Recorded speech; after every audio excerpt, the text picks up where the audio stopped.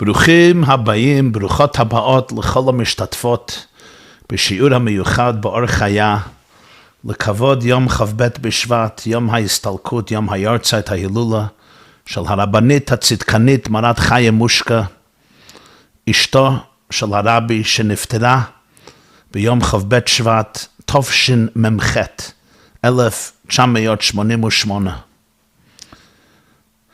אני הייתי בחור ישיבה אז, למדתי בברוקלין.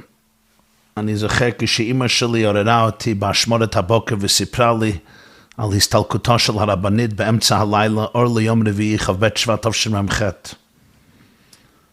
התלבשתי, הלכתי מיד לביתו של הרבי והרבנית, זכיתי להיכנס שם, להגיד פרקי תהילים אצל הגופה, שהייתה מונחת בתוך המטבח הקטן של הרבי והרבנית בביתם ברחוב פרזידנט.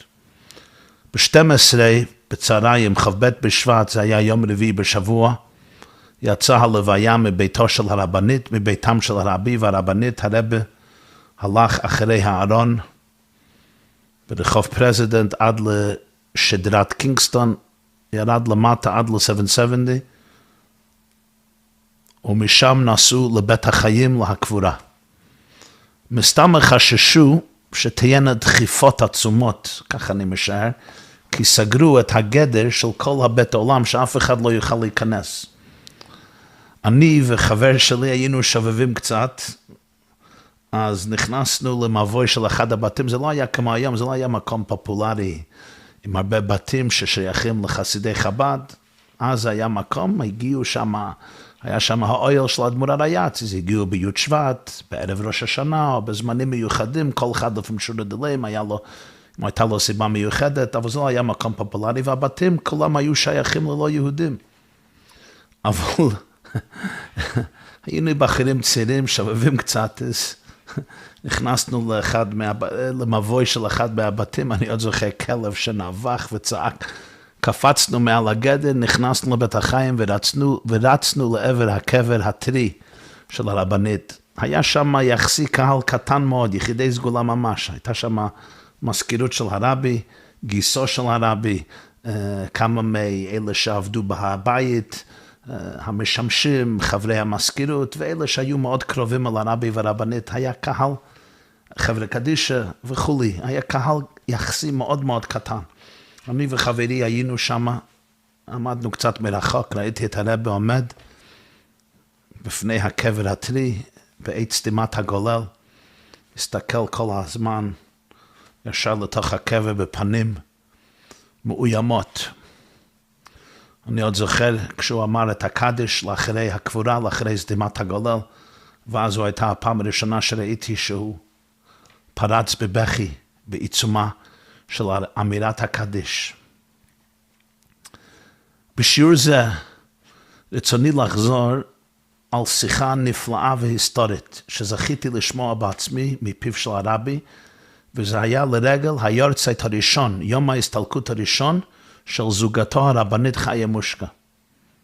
זה היה בשנה שאחרי זה, בשבת, שבת קודש פרשת יתרו, כ"ב בשבט תשמ"ט 1989. יורצייט הראשון חל ביום השבת. אז ההתוודות הייתה בשבת קודש, כמו בכל שבת, אבל לרגל היורצייט הגיעו המון אורחים מכל העולם. אני זוכר שבית הכנסת ב-770 היה דחוס והיה מלא ממש מקיר לקיר. כל שבת היה די מלא, אבל אותה שבת היה בכפלי כפליים. והרבי אז הקדיש שיחה מיוחדת לתוכן של יורצייט במנהגי ישראל לפי מסורת ישראל. זו הייתה שיחה נפלאה ומקסימה, ביורים נפלאים בכל מחמני התורה, בפשט וברמז ובדרוש ובסוד, נגלה ופלפול, קבלה, פרשת השבוע ורמב"ם ועבודת השם וענייני השקפה וענייני חסידות וענייני קבלה וענייני נגלה. התוכן היה תוכן נפלא. אני עוד זוכר את השיחה, זה כבר נתפס, אבל אני רוצה בהזדמנות זו לחזור על כמה נקודות, ממש אני לקח כמה נקודות מאותה שיחה. הייתה שיחה די ארוכה ומורחבת, ולחזור את זה בפניכם, עם כמה וכמה הוספות, להסביר את העניין כפי הבנתי בעזר השם יתברך. פה יש דבר מעניין מאוד שאני רוצה להדגיש לפני שאני מתחיל, שהלוי דוברים, הכל בהשגחה פרטית, כפי שהבעל שם טוב אומר, וזה יסוד ביהדות, אז כמובן שבדבר הזה גם בהשגחה פרטית. שיחה זו, כפי שאמרתי, הרב אמר ח"ב שבט תשמ"ט, היורצייט הראשון של זוגתו הרבנית. בכל שבוע היה יוצא לאור מה שאנחנו קוראים לקוטי שיחות. עורכי לקוטי שיחות, היה ועד להפצות שיחות, היו לוקחים שיחה, שהרב דיבר באיזו הזדמנות, והיו עורכים את זה, מכינים את זה לדפוס, עם הערות, עם הרי מקומות, ומכניסים את זה לרב באמצע השבוע, והוא היה עורך את זה או מגיע את זה, וזה היה נתפס לשבת. וזה היה נקרא לקוטי שיחות, זה היה לקוטי שיחות לפרשת בראשית, נויח לך לך וילך היסוד למשך 10 שנים, ומזה נתפסו כל הכרכים המפורסמים של לקוטי שיחות של הרבי מלובביץ'. מה הייתה השיחה האחרונה של לקוטי שיחות שיצא לאור? זה היה יצא לאור לשבת, פרשת ויקל, כ"ה אדר א' תשנ"ב. כי באותו יום שני כ"ז אדר א' תשנ"ב פרשת פקודי, היה אירוע מוחי, הרבי קיבל אירוע מוחי, סטרוק, בעת התפילה שלו אצל האויל, אצל הציון של אדמו"ר הריי"צ, אדמו"ר השישי לבית חב"ד. אז כמובן לפרשת פקודי כבר לא יצאה שיחה. זו שיחה האחרונה של לקוטי שיחות שיצאה לאור, זה היה פרשת ויקל תשנ"ב, וזה נתפס בלקוטי שיחות חלק ל"ו. איזה שיחה זה היה? איזה שיחה בחרו האורחים להכין לשבת פרשת ויקל? כמובן הם לא ידעו שזו תהיה שיחה האחרונה, שהרבי יערוך ויגיע, שיחה שלמה של לקוטי שיחות. הם לא ידעו שזו תהיה שיחה אחרונה, כמובן שהם לא ידעים, הם לא היו נביאים. איזה שיחה בחרו? בחרו על שיחה שקשורה עם הלכות שבת, כי בפרשת ויקל מדובר על לא תבערו אש בכל מושבותיכם ביום השבת, ובניית המשכן ושמירת שבת. איזה שיחה בחרו? בחרו שיחה הזו שהרבי דיבר ביורצייט הראשון של הרבנית חיה מושקה כ"ב שבט תשמ"ט. זו הייתה השיחה שבחרו. אז השיחה הזו בהשגחה, הייתה השיחה שהרבי דיבר ביורצייט הראשון של זוגתו הרבנית, וזו הייתה השיחה האחרונה, מוגה שהרבי הוציא לאור, ממש כמה ימים לפני האירוע המוחי.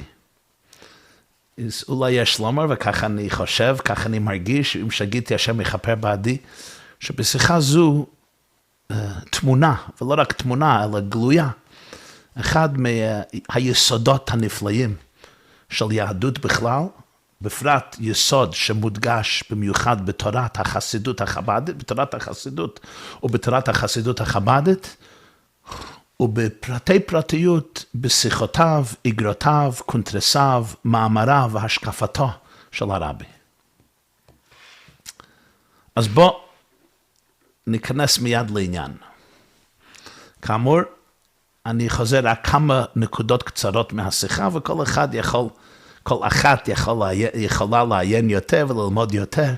כל הפרטים בפנים זה כאמור לקוטי שיחות ל"ו ויקל, ולפני זה שבת פרשת יתרו כ"ב שבט תשמ"ט. פרשת יתרו היא הפרשה של מתן תורה. מעמד הר סיני, שזה יסוד היסודות של כל היהדות כמובן, אז היום הזה נהיית לעם. כתוב בגמרא במסכת ברכות דף י"ב, הכל הולך אחר החיתום. מה המילים האחרונות של פרשת יתרו? אז בסוף פרשת יתרו, מצווה הקדוש ברוך הוא למוישה שיבנו מזבח. מזבח אדמה תעשה לי, וזבחת עליו את עלותיך ואת שלמך. ובסוף הוא אומר, ולא תעלה במעלות על מזבחי, אשר לא תגלה ערוותך עליו. כלומר, כשעולים למזבח, אסור שתהיינה שם מעלות, מדרגות, כי המכנסיים של הכהנים היו מאוד קצרים, היו ממתניים ועד ירא חיים.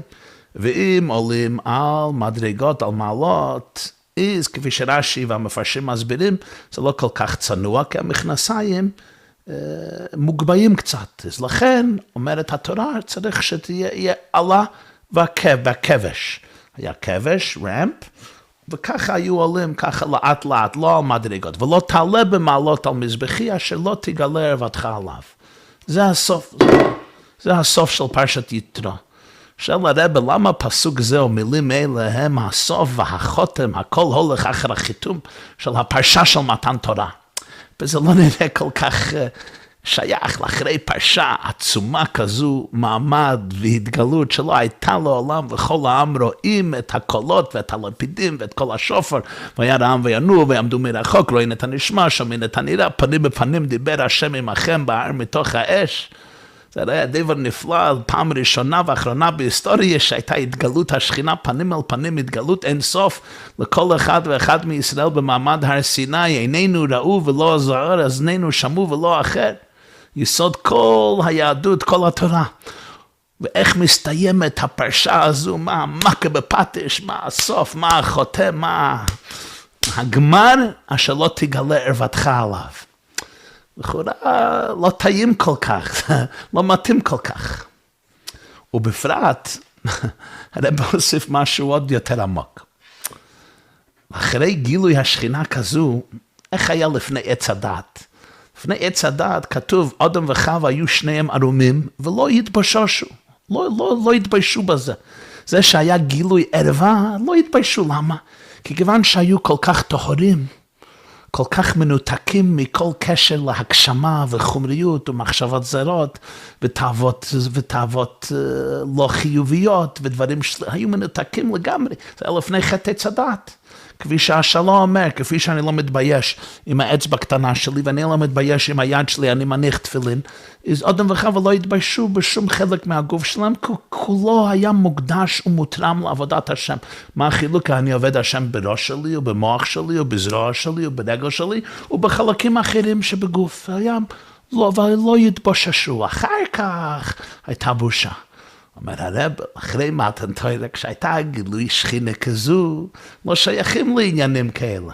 בפרט הכהן, הוא עולה למזבח. ממש אש תמיד תוקד על המזבח, לא תכבה להקריב קרבן, היינו חושבים שהוא יהיה קצת, או אפילו הרבה, כמו המצב של אדם וחווה לפני החטא, שלא יתבוששו. אבל כך לא מסתיימת פרשת יתרו. פרשת יתרו אומר, לא. צריך להיות זהיר, צריך להתבושש. אשר לא תגלה ערוותך עליו, אתה צריך להיזהר שהמכנסיים יכסו מה שצריכים לכסות, שלא יהיה גילוי ערווה. וזה סוף פרשת יתרו. הרב הסביר את העניין בהקדם, השיר רמב"ם, שלמדו באותו יום. באותו יום חובט שבט תשמ"ט, השיר רמב"ם, 3 פרקים ליום, היה בהלכות שבת. הלכות שבת, פרק י"ב, מתחיל הרמב"ם ככה, המבעיר כלשהו חייב, והוא שיהיה צריך לאפר. כלומר, מי שמבעיר אש בשבת, אפילו אם הוא מבעיר אש כלשהו, אני לוקח קיסם קטן שבקטן, ואני מבעיר אש, בסדר, איזה ניצוץ קטן, לא אש גדול, לא מדורה גדולה, לא נר יפה, חנוכיה, נר שבת, אפילו מבעיר כלשהו. אתה לוקח ככה נייר קטן ויוצר אש קטן שכלשהו, אתה חייב. אתה חייב, כלומר זה איסור מן התורה, אם שכחתי שזה שבת, או שכחתי שאסור לעשות את זה בשבת, אני מחויב בזמן בית המקדש להביא קורבן חטאת. קורבן חטאת, זה המעביר כלשהו חייב, אבל יש תנאי, והוא שיהיה צריך לאפר. כלומר, אם אני מעביר דרך השחתה, אני סתם רוצה לשרוף איזה נייר, רוצה להשחית משהו, אז פטור מפני שהוא מקלקל. כך כותב הרמב"ם, אם מעביר דרך השחתה, פטור מפני שהוא מקלקל. אפילו אם אני מעביר יד, אני רוצה להיפטר מיד, אני רוצה לשרוף בית, אני רוצה לשרוף משהו, פשוט לקלקל, להשחית את זה, להיפטר מזה, אז אני פטור. אסור לעשות את זה מדברי סופרים, אבל מן התורה אין חיוב כי הוא מקלקל. לכן צריך תרי"ג תנאי, והוא שיהיה צריך לאפר. אם אני זקוק לאפר, לפעמים היו זקוקים לצ'רקול, לאפר, למה שנשאר, לאחרי התבערה, לאחרי הבעירה, לאחרי ההבר של האש, לאחרי שאני מעביר האש, נעשה מזה אפר, מהפתילה, או מהעצים, כל מה שאני בוער, אבל מה שנשאר, האפר, אפילו אם אני צריך משהו. אם אני צריך לאפר, אז יש בזה משהו פרודקטיבי. אולי אני מעביר פתילה קטנה, אני מעביר נייר קטן, אני מעביר קיסם קטן, כי אני צריך קצת אפר. א' פרש, אז אני חייב. אז אני חייב מן התורה, ואני חייב להביא קורבן חטאת. הרמב"ם גם מוסיף, אם אני מדליק את הנר או את העצים כדי להתחמם, אני רוצה חום, אני רוצה אור, הרי זה חייב, גם כך. אני לא משחית, אני רוצה משהו פרודקטיבי, אני רוצה שיהיה אור בחדר, לכן אני מעביר אור בשבת, או אני רוצה להתחמם. בכל הדברים האלה הרמב"ם אומר, אני חייב, עשיתי את זה בשוגג, אני חייב קורבן חטאת. שואל הרב, למה הדוגמה הראשונה של הרמב"ם זה, המעביר כלשהו חי והוא שיהיה צריך לאפר. זה לא דבר רגיל. בדרך כלל, אם מישהו מעביר אש, למה? אני רוצה לבשל, אני רוצה אור, אני רוצה חום. יש לפעמים שבן אדם רוצה אפר, אבל כך מתחיל הרמב"ם. המעביר חי והוא שיהיה צריך לאפר. בפרט לפי שיטת הרמב"ם, אני לא אכנס לפרטים, אבל שיטת הרמב"ם היא שמלאכת הבערה עניינה לא כיליון העצים, אלא הוצאת אש. אז היה צריך להתחיל, במקרה המעביר כלשהו חי, והוא שרוצה את האש, רוצה חום, רוצה אור. אבל לא, הוא מתחיל, כל ההלכה המעביר, והוא שיהיה צריך לאפר. אחרי כמה שורות הוא מוסיף, גם אם אתה רוצה חום או אור, גם כן אתה חייב. הרב ביאר ככה, ביאר על פי פנימיות העניינים, ביאר על פי דרך הדרש ועל פי דרך החסידות, ופנימיות התורה. היה ביאור משהו, היה ארוך, מקסים, נפלא, נורא. אבל אני אומר נקודה אחת. חז"ל אומרים שכל המלאכות שאסורות בשבת, מאיפה לומדים אותם? מהעבודות שהיו במשכן. כל מה שעשינו כדי לבנות וליצור את המשכן, כל מלאכה הזו היא אסורה בשבת. לומדים את זה מהסמיכות בפרשת ויקל של איסור חילול שבת לבניית המשכן. ולכן מובן שבעצם כל עבודה שאסור לעשות אותה בשבת, זו עבודה שעל ידה בנו את המשכן. מה זה בניית המשכן? ועשו לי מקדש ושכנתי בתוכם, בתוך כל אחד ואחד. אז בעצם במשך ימי החול, העבודות, הל"ט מלאכות שאסורות בשבת, הן העבודות שיהודי עושה כדי ליצור מחייו או מחייה או מעולם משכן להשם. לכן כשלומדים הלכות שבת ולומדים מה זה מלאכה או מה לא מלאכה, על מה חייבים ועל מה לא חייבים, מובן שחייבים על מלאכה כזו שהיו עושים במשכן. אז בפנימיות העניינים על פי חסידות, מזה אפשר ללמוד מה נקרא העבודה שיוצרת את ושכנתי בתוכם. אם אני חייב על מלאכה זו, פירוש זו מלאכה שיהודי חייב לעשות כדי ליצור את המשכן. אם אני פטור, אז פירוש שמשהו במלאכה הזו מקולקלת. אחד מהעבודות העיקריות של יהודי בעבודת השם זה מלאכת מבעיר.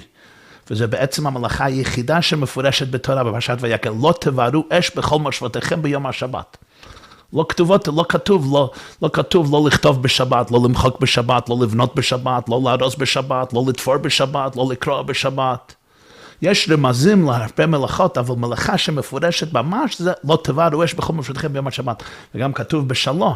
למה כתוב מלאכה זו?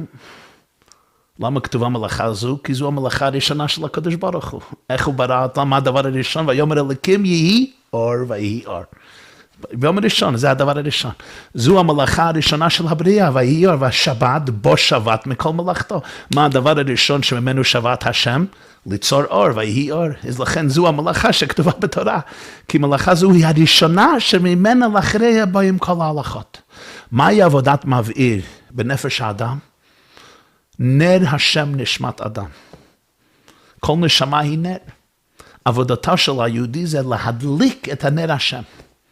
להדליק את זה, זה פירוש להבעיר אש. לקח את הנשמה שלי, ושזה לא תהיה רדומה, לא תהיה עמומה, לא תהיה כבויה חלילה, להדליק את זה. שהלב, הניצוץ, יבעור באהבת השם, רשפיה רשפי אש, שלהבת י' ככתוב בשיר השיר. אש תמיד תוקד על המזבח, לא תכבה, גם המזבח הפנימי באדם.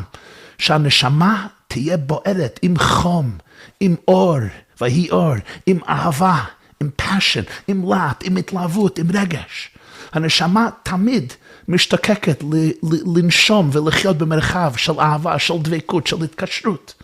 והנשמה, כשאני כשאני מתיידד עם הנשמה שלי, והנשמה שלי נעשה ידיד הכי טוב שלי, אני מדבר במילים שלי קצת. אני מבעיר את הנשמה שהיא בוערת, זוהי מלאכת מבעיר. בעצם, זוהי עבודה של מסירות נפש. מה זה מסירות נפש? שבכל רגע אני קשוב לכל הנשמה, לשאול מה רצון השם ממני ברגע זה. זה נקרא מסירות נפש, שאני מוסר את הנפש שלי לבורא, לדעת מה שליחותי ברגע זה, מה הבורא רוצה ממני. ולכן אמר הרב, המעביר כלשהו חייב. המלאכה של מעביר לא צריך להיות מדורה גדולה, מדורה ענקית, מדורת ל"ג בעומר, לא, כלשהו. אפילו אני לוקח חלק קטן מחיים שלי, קיסם קטן, ואפילו אם אני מעביר רק אש קטן, חייב, זוהי מלאכה שלמה. כי בעבודה של מסירות נפש, נקודת היהדות היא בשווה בכל פרט ופרט של אדם, גם בכלשהו. זה יכול להיות ממש בכלשהו, זה יכול להיות בדיבור אחד, במחשבה אחת, במעשה אחד, ברגש אחד, בנקודה אחת בחיים. אבל כשאתה you hit the spot, כשאתה מעביר את הנקודת היהדות, את הניצוץ אפילו בכלשהו, זה אותו אש. זה עניין של איכות, זה לא עניין של כמות. אבל פה יש תנאי גדול. המעביר כלשהו חייב, והוא שיהיה צריך לאפר. יכול יהודי לחשוב, וזוהי התכלית. היא תהיה בעירה גדולה, יהיה אש גדול, פלקרן, זה יבער חזק, להט והסתלבות חזקה. וכל המציאות של בן האדם יעלה כביכול באש הזה, אומר לא, צריך לאפר. כדי שזו תהיה עבודה שמחויבים עליה בשבת, כלומר זו העבודה חשובה שעשו במשכן, כלומר זוהי עבודה שבשכנתי בתוכם, צריך מעביר שיהיה צורך לאפר. אני זקוק למשהו שישאר למטה פה בעולם הזה הגשמי, לאחרי האש. מה נשאר לאחרי ששורפים משהו קליל? הכל נשרף, הכל עלה באש. מה כן נשאר?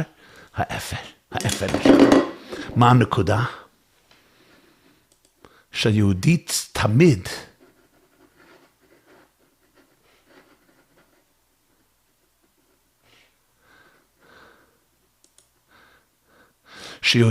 תמיד צריך לחשוב מה יישאר למטה לאחרי האש.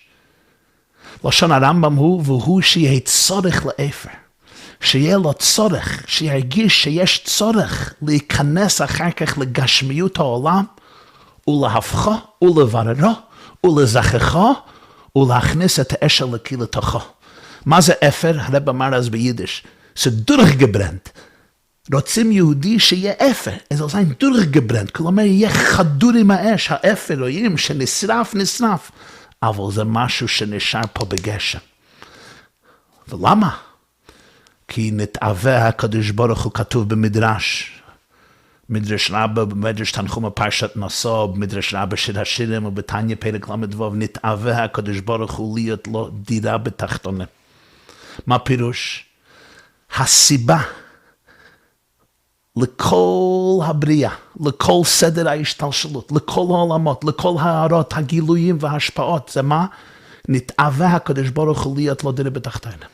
הוא רצה יחס אינטימי עם הבן אדם ועם היהודי פה למטה בעולם הזה, שאני אקח את הלב שלי, שאת תקחי את הלב שלך, ואת הגוף שלך, ואת המוח שלך, ואת החיים שלך, ואת מחשבה, דיבור ומעשה שלך, ואת הבית שלך, ואת החברה שלך, והסביבה שלך, והארץ שלך, וכל העולם.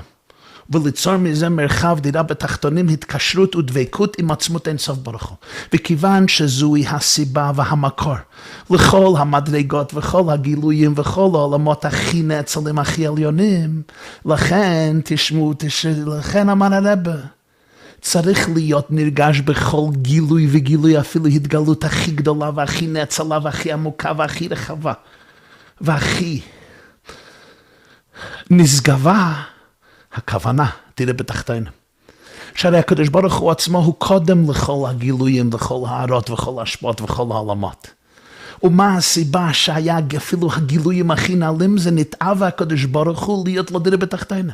אז אם לא נרגש באיזשהו מדרגה, הכוונה של דירה בתחתינים, אז חסר בהגילוי של אותה מדרגה. היא חסרה ה-DNA שלה, היא חסרה המהות, העצמיות של הדירה בתחתינים. אז לכן אפילו אם אני עולה למעלה, ואני נמצא במצב של התלהבות והתלהבות אמיתית, ולהט אמיתי, ובמרחב של אהבה אינסופית, רשפה רשפה שלהבת יודקה, אבל למצוא לא צורך לאפר, חסרה בעבודה. חסרה אפילו בהגילוי. למה? כי חסר התכלית שלה, התכלית זה דירה בתחתינים. ולכן דווקא בסיום הפרשה של מתן תורה, דווקא בסיום הפרשה של מתן תורה, שמה היה מתן תורה? גילוי השכינה למטה, אומר לא תעלה במעלות על מזבחי אשר לא תגלה ערוותך עליו. הכוונה זה בן אדם חי במציאותו, שאומר נעשה ונשמע פה בעולם הזה. ופה בעולם הזה יש עניינים שיכולים לקלקל את ההתקשרות. יש עניין של גילוי עבר, וצריכים להיזהר מזה. ואדרבה, בזה נעשה הסיום של מתן תורה. מתי אתה יודע שזה מתן תורה אמיתי? שזה ירד ודידה בתחתינים. ואדרבה, לא תגלה ערוותך עליו, נעשה מצווה. כלומר, אני לא בורח מהמציאות הפיזית שלי, להפך. אני יודע שזה הגוף נעשה מצווה, בלי זה אי אפשר, בלי המצווה הזו אני לא מקיים את המצווה. כלומר, לא תגלה ערוותך עליו, זו הזדמנות ליצור התקשרות עם השם, שבעולם פיזי אני נזהר ולא תעלה במעלות על מזבחי אשר לא תגלה ערוותך עליו, אז אדרבה, זו נעשה הזדמנות לקשר ודבקות עמוקה יותר. ופה יש יסוד גדול, איך להבין עניין של נשמה. ועניין של יורצת, ועניין של הסתלקות נשמה מהגוף.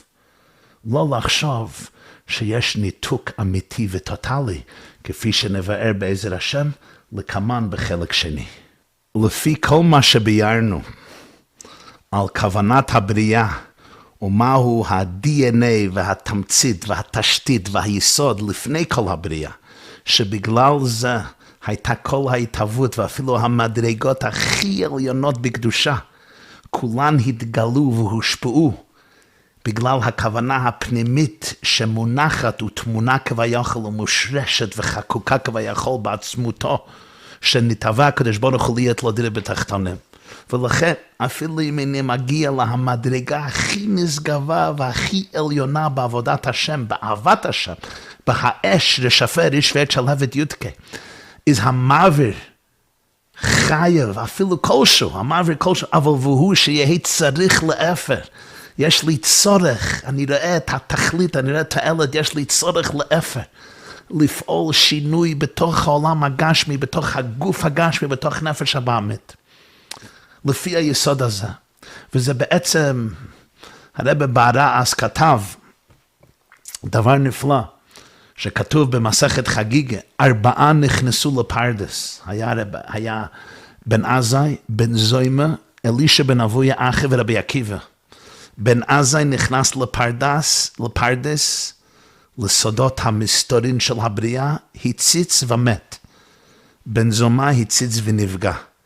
אלישע בן אבויה אחר קיצץ בנטיות, הוא איבד את האמונה שלו. רבי עקיבא נכנס בשלום ויצא בשלום. כך היא הגרסה בעין יעקב, נכנס בשלום. של הרב, כולם נכנסו בשלום. החילוק לא היה איך נכנסו, החילוק היה איך הם יצאו.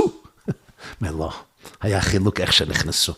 רבי עקיבא נכנס בצורה אחרת, ולכן הוא יצא בצורה אחרת. הוא נכנס בשלום ויצא בשלום. הוא לא נכנס, אחרים יכולים להיכנס, כי אני רוצה חוויה. אני רוצה שלמות, אני רוצה משהו נשגב, שזה דבר גדול מאוד וגם דבר יפה ונחמד ומתוק. אבל סוף סוף רבי עקיבא נכנס בשלום. הוא נכנס עם הכוונה, הוא ידע שסוף סוף הכוונה זה להביא את זה למטה. שיהיה צורך לאפר, צריך לשנות את העולם, צריך לשנות את הגוף, צריך להחדיר את האש האלוקי בתוך נפש הבאמית, בתוך הגוף הפיזי ובתוך דירה בתחתינים. ולכן הוא גם יצא בשלום. מכל זה אנחנו לומדים, אמר הרב, יסוד גדול על כל היחס שלנו עם נשמה לאחרי הסתלקותה מן הגוף. ידוע שבמנהג ישראל, לאחרי הסתלקותו של בן אדם איש או אישה, בכל גיל, אנשים, נשים וטף, רחמנא ליצלן שנסתלקים מן העולם, אז יש כל מנהגי והלכות אבלות, וזה כולל גם שלומדים משניות לאלו הנשמה, ונותנים לצדקה, ולומדים תורה, ומתפללים, ואומרים תהילים, ולומדים תורה, ועושים מצוות שונות, ולפעמים בונים מוסדות, או עושים משהו טוב, חיוב, דבר שבקדושה, לזכר נשמת, או לאלו נשמת, הנשמה הזו שהסתלקה מן העולם. ובכל שנה, ביום השנה, יש מה שאנחנו קוראים יורצייט. מתפללים לפני התיבה כשליח ציבור, אומרים קדיש, לומדים משניות, מוסיפים בצדקה, הולכים לבקר בבית החיים, וכיוצא בזה כמה וכמה דברים. יש בחגים שאומרים יזכור אלוקים נשמת, פלוני בן פלוני או פלונית בת פלונית, אם זה אבא, אם זה אמא, אם זה קרוב משפחה אחר. בעבור שבן אדם מתנדב בלי נדר שהוא ייתן לצדקה בגלל הנשמה הזו. וכיוצא בזה, מנהגים שונים בקהילות שונות מישראל, לזכר נשמת לאלו נשמת. מי שנסתלק מן העולם, לכאורה אמר הרבה, זה פשוט רק לאלו נשמת, זה כאילו זכות לנשמה, שתהיה עלייה לנשמה בגן עדן, בפרט ביורצייט, שבכל יורצייט כתוב בקבלה, הנשמה עולה לעולם נולד יותר. אבל אפשר גם לחשוב, שהנשמה בעצם כבר אין לה התעניינות לרד פה למטה, בעולם הזה המושחת והחשוך והבעייתי והמאתגר. אמר הרבה בעצם יש פה עניין עמוק יותר. המוות הוא צורך לאפר. הסתלקות זה בעצם עניין של המוות. האש האלוקי בוער והנשמה עולה באש זה. הנשמה עולה באש אלוקי, הנשמה כבר לא מתלבשת בתוך המצב הפיזי. מה זה עניין של הסתלקות? הרי בהשקפת היהדות, הסתלקות זה לא חס ושלום, זהו, החיים נגמרו. הדימנסיה, השקפה של החיים, כפי שאנחנו מסתכלים על זה, בעיניים פיזיות, זה נגמר. אם אני יכול לתן את זה המחשה, זה לא המחשה טובה, ויש הבדל עצום, ופער עצום, אבל זה קצת המחשה. כן. כשמישהו מנתק מקרר, כן, יש תקע, והתקע מחבר את המקרר להכותל. אם אני מנתק את זה, החשמל לא מת, החשמל לא נכחד מן העולם, החשמל לא נשמד, החשמל שזרם דרך המקרר חוזר למקורו. למה? כי לפני זה החוטים היו מחוברים לתקע, אז החשמל זרם לתוך המקרר, והמקרר עבד ועשה את הפעולות שלו. המאכלים נשארו קרים וטריים. כשאני מנתק את המקרר, החשמל לא מת, החשמל לא נשמד, זה חוזר למקורו. מה קורה? המקרר רק לא מלביש, לא מגלה את החשמל. ואותו דבר אם אני מנתק מכונה מהכותל, או פלאפון, וכבר אין בטריה, או כל משהו אחר. יש אור בחדר, נורה בחדר, נר בחדר, ואני מנתק את זה, זהו, החשמל לא נחד, רק שזה לא מתלבש ולא מתגלה דרך המקרר, או דרך המכונה. כשהנשמה היא בגוף, יש פירוש שהחשמל של הנשמה מתגלית באמצעות הגוף. אני מסתכל על הפנים ואני רואה את החשמל הנשמה. הסתלקות פירוש הסתלקות. הנשמה לא מתה חס ושלום, רק שהגוף לא מגלה את חיות הנשמה. אז אפשר לחשוב, הנשמה עולה וזהו, כבר אין לה חשק. אומר הרב שיש לומר, כשם שנתאווה הקדוש ברוך הוא להיות לא דירה בתחתונים, אז אותו דבר בנשמה, שגם המוות הוא יהיה צורך לאפר. הנשמה משתוקקת, שהידי הסתלקותה תתוסף כאן בעולמנו יותר חיים, יותר טוב, יותר אור, יותר קדושה, יותר אהבה. ודאי הנשמה עולה למעלה והיא במצב הכי טוב שאפשר להיות, והנשמה נמצאת בחיק אביה, והנשמה חיה לעד ולעולמי עולמים, כי יש נצחיות הנשמה ויש נצחיות החיים, ושום דבר לא יכול להפסיק אפילו לרגע חיי הנשמה. כל מה שאפשר לעשות על ידי מיתה, ובפרט על ידי רציחה של קדושים וטהורים, השם ינקם נקמת דם עבדיו השפוך, זה שאנחנו לא זוכים לראות את חיות הנשמה מתגלית דרך הגוף. אבל הנשמה חיה ונצחית לעולם ולעולמי עולמים, זה לא שאלה, ולרב אומר יותר מזה. המוות, אפילו נשמה שעולה לתוך המדרגות הכי נשגבות והכי נעלות. עלתה למרומים באש אלוקי, המוות. צורך לאפר. הנשמה משתוקקת, שעל ידי הבעירה, על ידי ההסתלקות הזו, תתוסף בחיים ובשמחה ובאור ובאהבה ובקדושה. של כל אלה הקשורים אליה, וכל אלה האוהבים אותה, וכל אלה שמדובקים אליה, ואצל כל העם, ואצל כל הארץ, ואצל כל העולם, דירה בתחתינו. והוסיף שזה גם ביורצייט דידן, זה היה כ"ב שבט תשמ"ט. ואז הוא אמר ביטוי ביידיש, ואני עוד יכול לראות את הרבי ולשמוע את המילים הקדושות שלו, הוא אמר על הרבנית שלו, אמר, סגוון הפייר, ונזי זרוף למעלה. דיבר ביידיש. היה אש והיא עלתה למעלה. המוות, היה אש, סגוון הפייר, ונזי זרוף למעלה. כך היה הלשון לפי הזיכרון שלי. היה אש והיא עלתה למעלה. כלומר, הייתה מסירות נפש. הנפש עלתה והתחברה בדבקות עצומה עם הבורא, כבר אין שום פער, כבר אין שום הפסק. בדרך כלל הגוף יכול להעלים ולהפיל קצת על הנשמה או הרבה, לכן צריכים להעביר את האש, אבל אחרי הסתלקות כבר אין פער, כבר אין הפסק. אומר הוא בפרט שגם כשהייתה הנשמה בגוף המדובר בצדקנית, וביתו של כבוד קדושת מורי וחמי אדמו"ר, הייתה ביתו האמצעית של אדמו"ר הריי"צ. כל חייה וכל עבודתה היו חדורים במסירות נפש, ואז סיפר סיפור, כשהייתה ילדה, אז אביה שכר בשבילה ובשביל החיות שלה מלמד, שילמד איתם סיפורים וחומש, ממש היו ילדות קטנות מאוד. והמלמד אמר לאדמו"ר הריי"צ, שהוא לא אוהב להפחיד את הילדים עם סיפורי מופסים, או סיפורי מסירות נפש שיכולים להפחיד את הילדים, ואדמו"ר הריי"צ אמר למד להפך, אצל ילדים דברים אמיתיים, אפילו אם זה למעלה מדרך הטבע, זה מונח אצלם בפשיטות.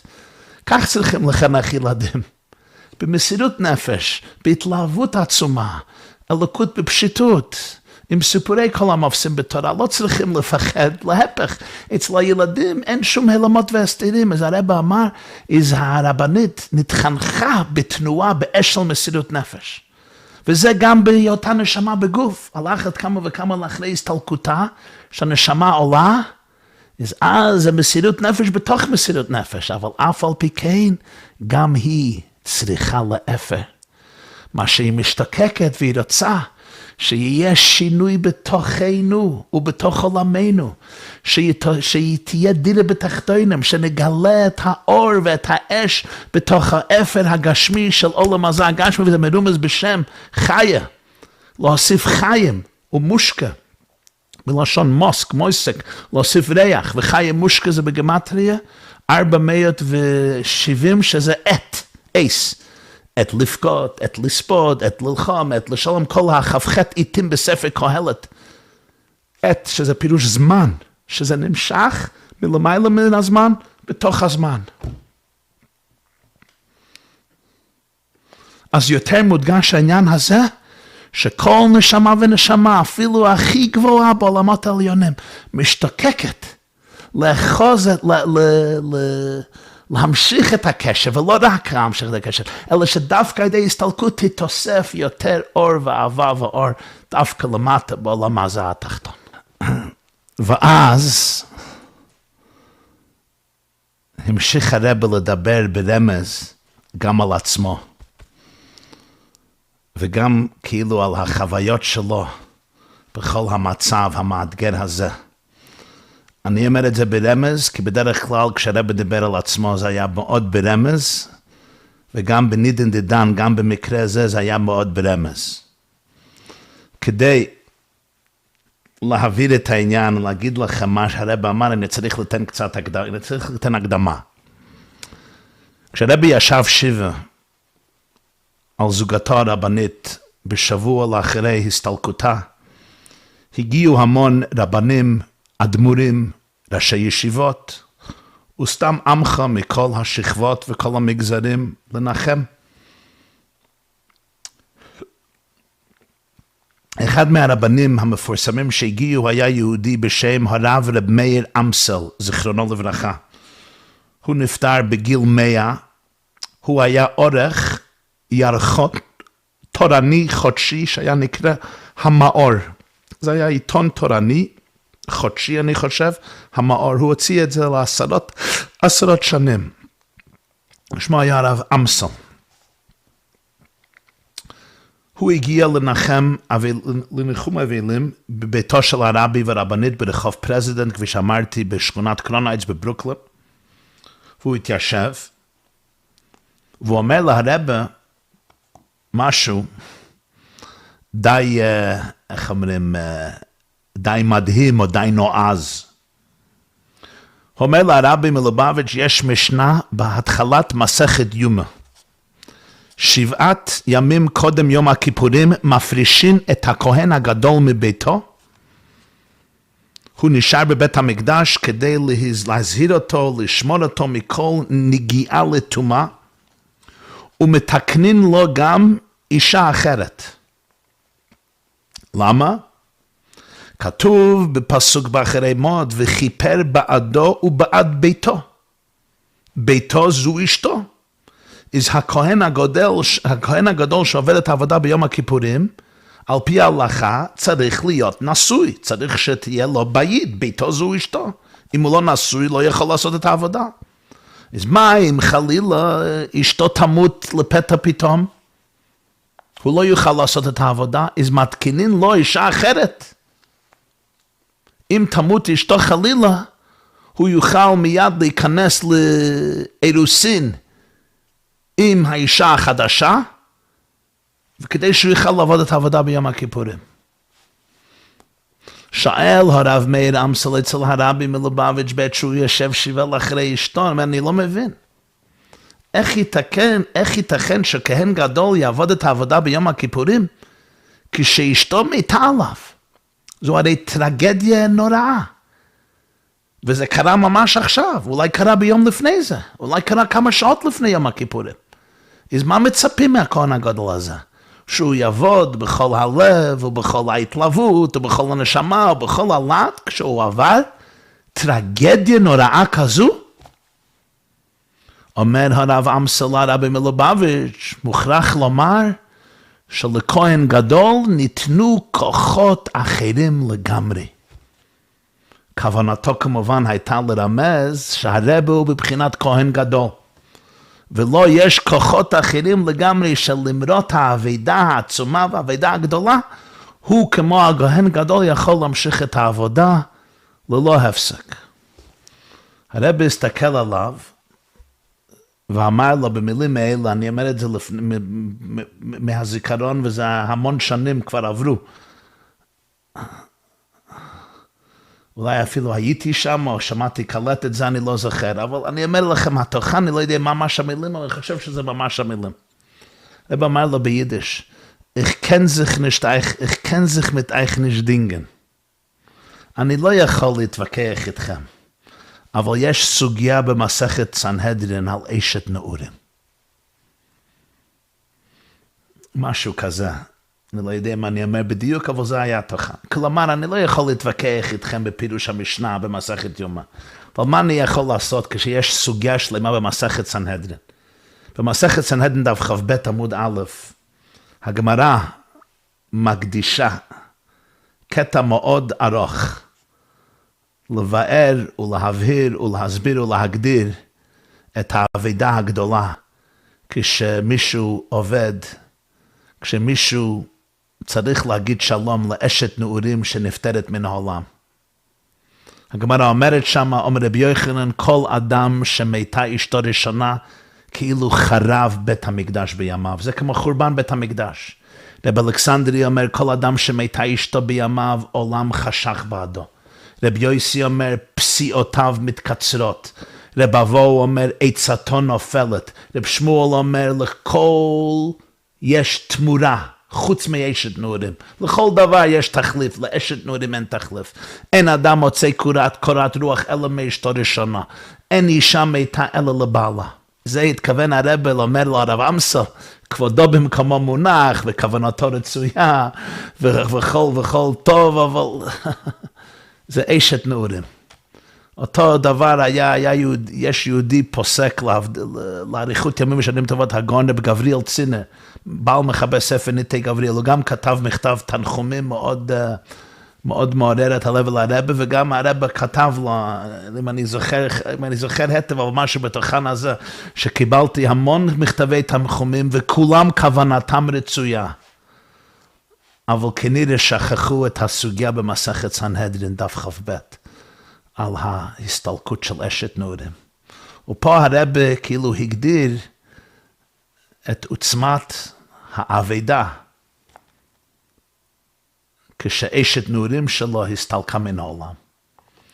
וגם ביום ה-30, זה היה כ"א אדר, תשמ"ח, הרב דיבר שיחה בביתו על פרשת פרה, זה היה יום חמישי פרשת פרה אני חושב, וגם דיבר על החוק של פרה אדומה, איך שאחרי כל ההסברים, היכולת להיטהר מהטומאה של מיתה, כלומר היכולת להשתקם, לאחרי העבודה גדולה של מיתה, נשארה חוקה חקקתי, גזירה גזרתי, זה משהו למעלה מן השכל.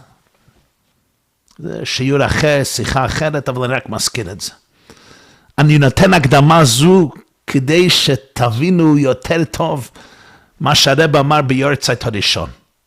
כ"ב שבט תשמ"ט, בהתוועדות כללית פומבית בפני כל העם ב-770 וזכיתי להיות שם. לאחרי כל ההסבר הארוך שדיברנו על המעביר כלשהו חייב ובלבד שיהיה צריך לאפר וההשלכות מזה איך שמבינים נשמה והסתלקות הנשמה או מה רוצה נשמה או למה משתקקת נשמה.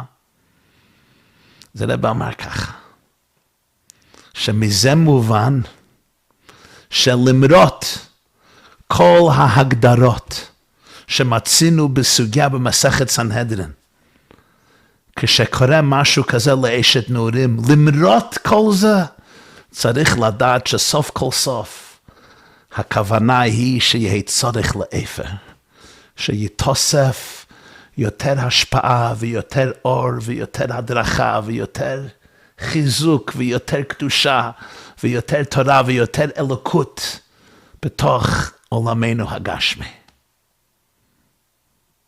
למרות כל ההגדרות, יש הגדרות מאוד מאוד חזקות ועוצמתיות בגמרא שם. מה זה מיתה, הסתלקות של אשת נעורים? למרות כל זה. וכאילו יש כאילו התשוקה הרגילה לצאת קצת מהעולם. צריך לדעת שסוף כל סוף הכוונה היא צריך לאפר. לא להתנתק. להפך. שיהיה יותר חיות, יותר המשכה, יותר השפעה, יותר הערה לכל הנשמות בגופים. ואז הוא קישר את זה גם עם יום ההסתלקות, כפי העניין שלומדים, אפשר ללמוד מוסר והוראה בעבודת השם מכל דבר, גם מתאריכים של יום ההסתלקות ח"ב בשבט. ח"ב זה האותיות האלף בית שבהן נברא העולם, ב10 מאמרות נברא העולם, בדבר השם שמיים נעשו, וברוח פיו כל צבאם, ויאמר אלוקים יהי אור, כפי שאמרנו לה, כל הבריאה זה בעצם נתהוות על ידי כ"ב אותיות התורה. כי ידוע שכוח הבורא בתוך הבריאה, היא האותיות, כמו שהיום אנחנו יודעים במדע או בביולוגיה או בפיזיקה, שכל אורגניזם חי מה-DNA, ה-DNA בתוך כל תא ותא, הג'ינום בתוך כל תא ותא, קוראים לזה אותיות. במובן עמוק ומופשט יותר, כל הבריאה זה בעצם אותיות. זה בעצם אותיות הבורא, 10 מאמרות עם כל הצירופים עד אין סוף, שמהם נבנה כל החומר וכל הצורה של העולם. זה כ"ב. מה זה שבט? שבט זה מלשון שבט. כמו שכתוב בפסוק, כן? דרך כוכב מיעקב וקם שבט מישראל. דרך כוכב, כוכב זה כ"ב, כוכב, כ"ו כ"ב, כ"ב כוכב, וקם שבט, כ"ב שבט, וקם שבט מישראל. לא יסור שבט מיהודה ומחוקק מבין רגליו, פרשת ויחי, דרך כוכב זה פרשת בלק. שלמה המלך במשלי, חוסך שבטו שונא בנו. שבט פירושו מלוכה, ממשלה, שליטה, חושך שבטו. לא יסור שבט מיהודה מחוקק. שבט זה השבט של מנהיג, בהנהגה. כ"ב שבט פירוש שכ"ב אותיות התורה צריכים להנהיג, למלוך ולשלוט על העולם. אני יכול להתייחס לעולם בצורה מנותקת מהבורא, בצורה מנותקת מכוח הפועל בנפעל. אני יכול להפריד את החומר מהצורה, אבל תכלית עבודת השם זה הגברת הצורה על החומר.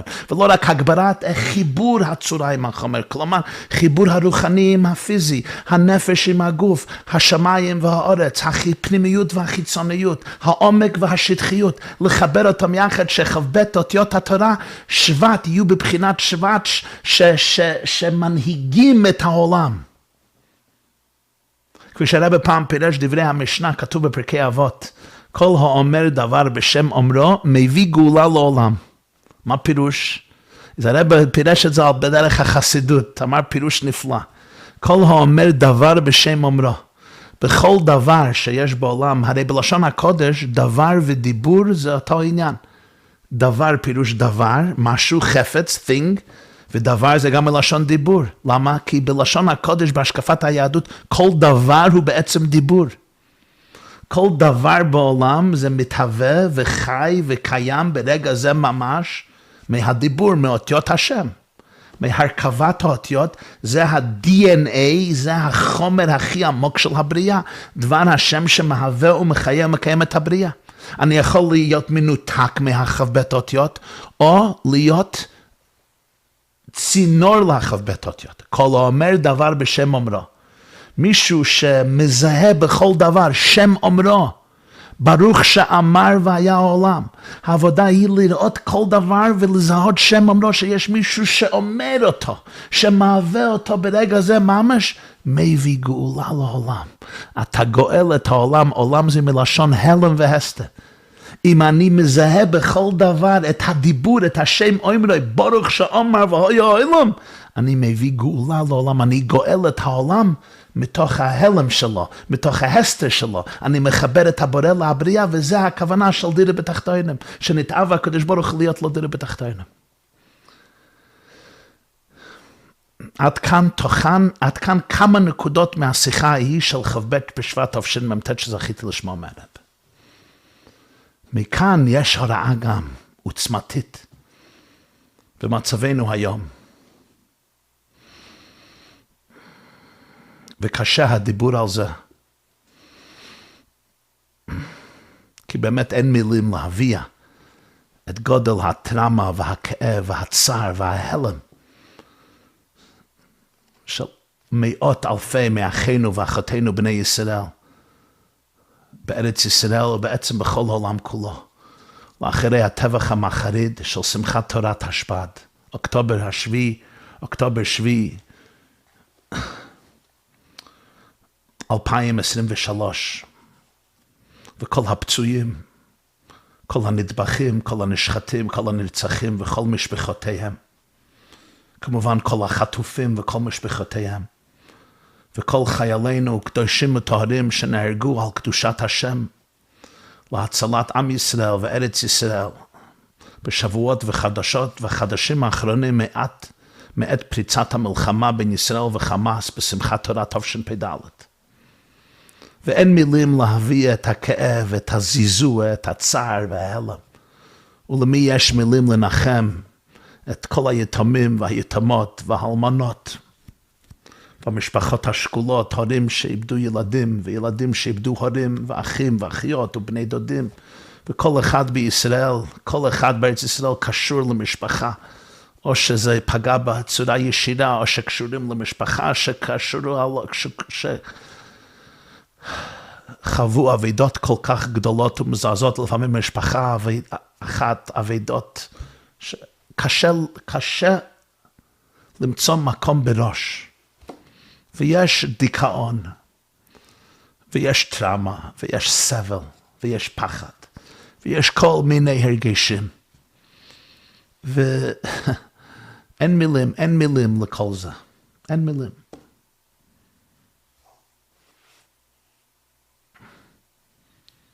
מה שאני חושב שאפשר כן להוציא נקודה אחת מהשיחה, הוא שצריך תמיד לזכור, שלמרות שאנחנו לא מבינים, ואנחנו לא תופסים, וקשה לעכל את כל העניין, קשה לעכל את עוצמת העבידה ועוצמת הזיזוע, ושאלוקים השם ייתן בראש ובמוח מנהיגי ישראל את האומץ, ואת העוז, ואת התבונה, לא לחזור על הטעויות האיומות והנוראות במשך 10 שנים, בגלל התדמית העצמית הנמוכה, בגלל השפל הפנימי והעצמי, החיסרון בגאון יעקב, שלא יחזרו על אותן טעויות מבהילות, שיהיה להם האומץ לעשות את ההחלטות המתאימות להצלת העם והאומה.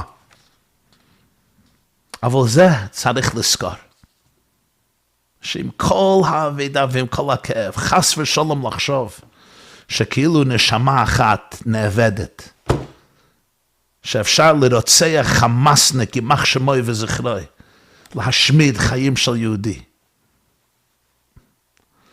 כן, בשבילנו זו השמדה, ואת הרוע צריכים למגר בצורה טוטלית לגמרי, אבל עלינו גם לדעת שנצחיות הנשמה היא משהו שחיה וקיימת בכל התוקף. אין חמאסניק יימח שמוי, ואין שונא ישראל ואין נאצי, שיכול להחזיק את הנקודה הפנימית המהותית של חיי יהודי. נשמה היא חלק אלוקה ממעל ממש, כמו שחמאס יכול להרוג אלוקים, כך הוא יכול להרוג יהודי. יכול להפסיק את הקשר בין הגוף והנפש. והכאב נורא, כי אנחנו רוצים את הגוף. דידי בתחתונים, אנחנו רוצים לראות את הנשמה בתוך הגוף. אנחנו רוצים לחיות עם יקירינו ואהובינו, לדבר להם ולנשק אותם ולחבק אותם, ולתקשר איתם דרך 5 החושים, ולכן יש אבילות, ולכן יש שיבה, ולכן יש זיזוע, ולכן יש כאב גדול, עד לתחיית המתים, והקיצו ורעננו שוכני עפר. אבל כן עלינו לזכור, שלמרות הכאב הנורא שלנו, הנשמה, זה חלק אלוקה ממעל ממש, שאף אחד לא יכול להכחיד, ולהשמיד, ולהזיק, ולהריע. והיא הפנימיות של כל בן אדם, הנשימה האלוקית, החיות האלוקית, שהייתה פה לפני ההתלבשות בגוף, ונמצאת לאחרי ההסתלקות מהגוף, ולא עוד, אלא שהקשר הוא גם נצחי, כפי שלמדנו עכשיו. המעביר כלשהו חי והוא שיהיה צורך לאפר, שגם נשמה, וכמו נשמות הקדושים, שאין כל בריה יכולה לעמוד במחיצתן, כמו שכתוב בגמרא. אבל הקשר, והדבקות נצחית לעד ולעולם מעולם יהיה צורך לאפר, כי סוף כל סוף, הכוונה של הכל זה נתאווה, הקדוש ברוך הוא להיות לא דידי בתחתונים, שהעולם שלנו יהפך לעולם של אור ושל אהבה, שמלא הארץ דיית השם כמים ליום מכסים. והקיצו ורעננו שוכני עפר, והם בתוכם והם בראשם, ושמחת עולם על ראשם, שנזכה לראות דידן נוצח, ניצחון טוטלי ומושלם, וגאולה אמיתית והשלמה על ידי משיח צדקנו.